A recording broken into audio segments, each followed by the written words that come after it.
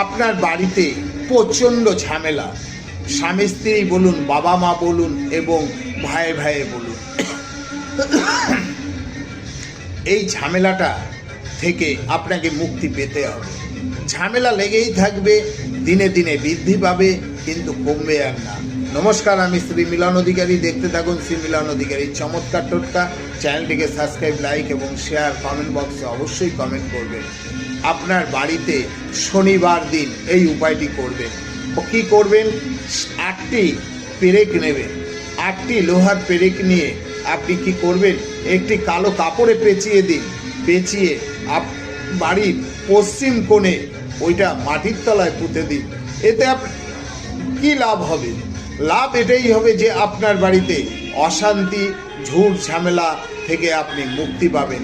ভালো থাকবেন, সুস্থ থাকুন, এই কামনা সবসময়।